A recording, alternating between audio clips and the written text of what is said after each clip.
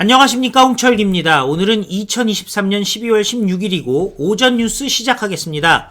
더불어민주당 전당대회 돈봉투 살포 의혹의 핵심 피의자인 송영길의 운명이 내일 모레 결정됩니다.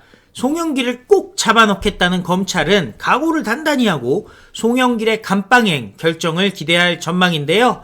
서울중앙지방법원은 오는 18일 오전 10시 송영길에 대한 구속 전 피의자 신문을 진행합니다. 앞서서 검찰은 송영길에 대해서 뇌물, 정치자금법 위반 등의 혐의로 구속영장을 청구했습니다. 당사자인 송영길이 뿐만 아니라 검찰에게도 이번 구속심사는 의미가 각별합니다. 지난 9월 이재명에 대한 구속영장 기각으로 구겨진 체면을 만회할 수 있는 흔치 않은 기회이기 때문입니다.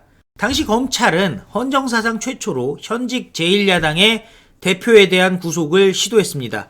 하지만 당시 영장심사를 맡았던 유창훈이는 방어권 보장이 필요해 보인다면서 이재명의 영장을 기각했습니다.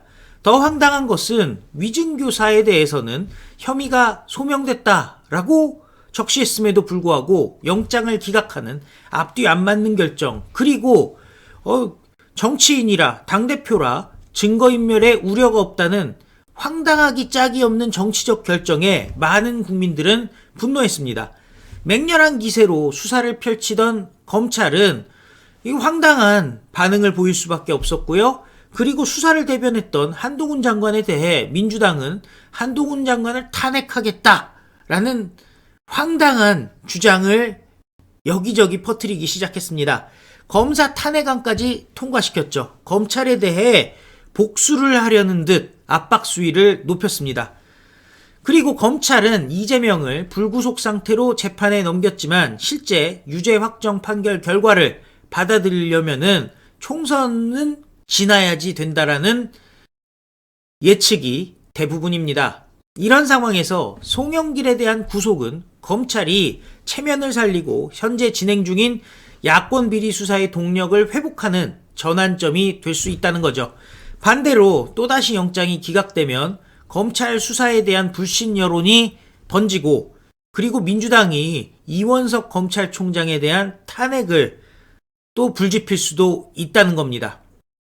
그렇기 때문에 심사 결과가 나오는 순간 검찰과 송영길 그리고 민주당 둘 중 한쪽은 반드시 치명타를 입게 됩니다. 특히 배지를 달아보고 싶어서 신당을 창당하겠다는 송영길은 깜빵에 들어가는 순간 본인의 희망이 완전히 무너질 수밖에 없는 상황이죠. 돈봉투 의혹이 최초로 불거졌을 때는요, 송영길은 범죄 사실을 일체 부인하며 무죄를 호소했습니다. 그런데 최근에는 검찰이 과도하게 인력을 투입해서 수사할 사안이 아니지 않느냐, 당내 잔치인 당대표 선거는 자율성이 존중되는 영역이다, 당의 정치다, 이게 무슨 중대범죄냐 라면서 수사의 정당성을 주로 지적하고 있습니다. 마치 큰일이 아니다, 나는 탄압받는다, 그리고 당내에서 일어난 건데 뭐 이렇게 심각하게 하냐라는 정말 어처구니 없는 주장을 펼치는 것입니다. 이것은 돈봉투 살포 사실 자체를 부정할 수 없기 때문에 방어 전략을 바꿨다라는 해석이 나오는 건데요. 마치 이재명이 김문기 씨를 알았다 몰랐다를 질문하는데 김문기 씨랑 친했는지 안 친했는지, 안면인식 장애가 있냐 없냐, 이런 식으로 초점을 잃는 것과 같은 전략입니다. 그리고 먹사연의 후원금 7억 이상의 후원금을 받은 것으로 알려졌죠. 먹사연 비용 중 제가 개인적으로 가져간 것은 한 푼도 없다. 근데 개인적으로 가져간 것은 한 푼도 없다라는 것은 무언가 다른 용도로는 돈을 가져갔다라는 그런 얘기가 되지 않겠습니까? 거기서 꽃 하나, 화 하나 보낸 것도 없다고 주장했습니다. 그러면서 불법 정치 후원금을 나는 받은 적이 없고 그런 정황에 대해서도 알지 못한다라고 주장합니다. 그런데 실제 먼저 구속되고 재판에 넘겨진 사건 관계자들은 송영길에게 불리한 법정 증언을 잇따라 내놓고 있습니다. 일례로 강래구 전 한국수자원공사 상임감사위원은 형사적 책임은 총괄인 송영길이 져야 된다면서 돈봉투 살포가 있었다는 사실을 인정했습니다.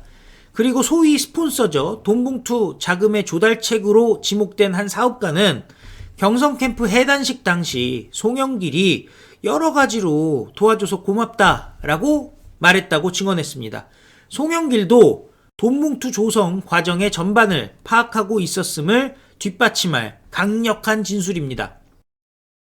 검찰은 수사 과정에서 증거를 은닉했다며 관계자를 회유한 것도 수사 과정에서 다 확인했다라고 밝혔습니다. 또 평화와 먹고 사는 문제 연구소 먹사연이죠. 하드디스크의 교체, 차명폰을 활용한 수사 상황 파악 의혹도 제기됐습니다. 검찰 관계인 역시 이렇게 얘기합니다.